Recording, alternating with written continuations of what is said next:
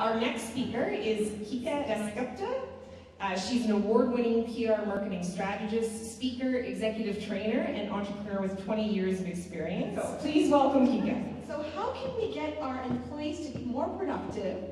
How can we get them to be happier and to stay with us a little bit longer?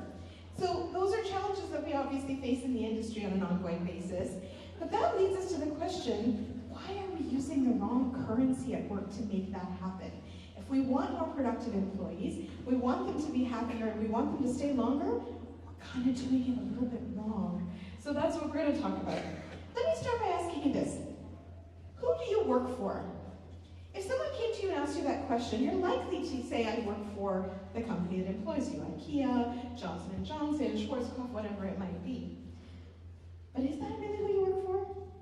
Every day when you're going into work, you're working for yourself, you're working for your family, perhaps for your friends and the lifestyle that you want to have, maybe the community that you believe in, or a really deep cause that you believe in. That's the inner drive that takes you to work every day. So let's think about how our work has changed over time, from our farmer days to the industrial age. Today we're in the knowledge economy. In the future, according to Harvard Business Review, in the AI world, we're going to have the human economy, where it's going to be really important for people to understand the human part of us. So today, we're not working for time anymore. We're actually working for mind share. And if that's the case, then what motivates us becomes entirely different. We're playing a whole new game today.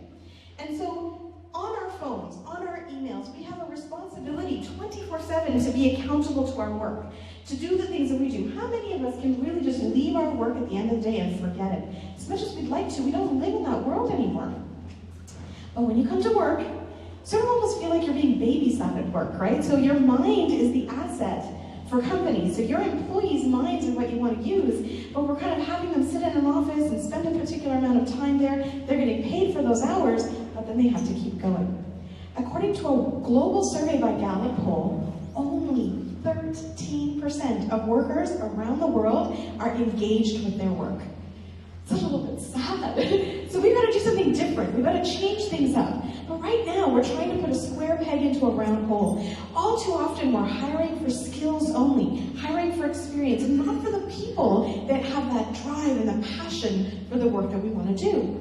So what happens from there? It means that we almost have a little bit of an intolerance for teaching. How many of your leaders want somebody to come in and hit the ground running, and if they don't find that person, they'd rather have the space vacant or the other staff members covering for them without finding that perfect match? It's like they want that perfect DNA match, right? So somebody's been doing this job 1,000 times, they're going to keep wanting to do it, we're going to hire them, and they're going to hit the ground running, and that's all there is to it. The human part of our employee morale and inspiration is gone. It's like we want to hire robots.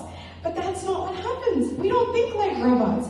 In the next human age, as the information age evolves, this is all going to be about understanding what motivates us, what inspires us, what drives us to come to work every day. Now, we all know this. We have to get our leadership to understand that titles and perks and raises and even bonuses, while they matter, they're not what keeps us productive every day and inspired every day. So we're using the wrong currency with our employees. Companies like Amazon, Facebook, Google, all across Silicon Valley are doing really wonderful things to try to keep their employees motivated. They're also the ones that are disrupting and innovating in a massive way. So if we take a page out of them, we need to think about what they're doing for their employees.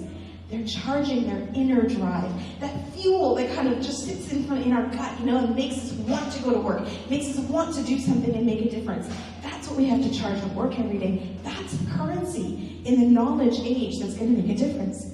Which means a daily dose of inspiration is important for all of our workforces. In the same way that we take lunch or we work out and we take care of ourselves physically, the way we take care of ourselves mentally, inspiration fuels us. So we have to think about how to do that for our employees.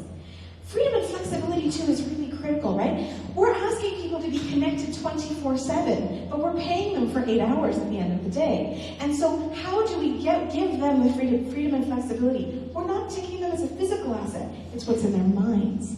And if we want to use that, we have to trust our employees. And trust means being grateful for them, appreciating them in the moment, not saying you're lucky to have a job with us, but we're lucky that you're giving your mind and your intel to us. So, ladies and gentlemen, at the end of the day, the currency we need to use today to increase productivity among our employees and increase retention is all about inspiration, freedom and flexibility, and trust. That's the way that we need to move forward in the future. Thank you.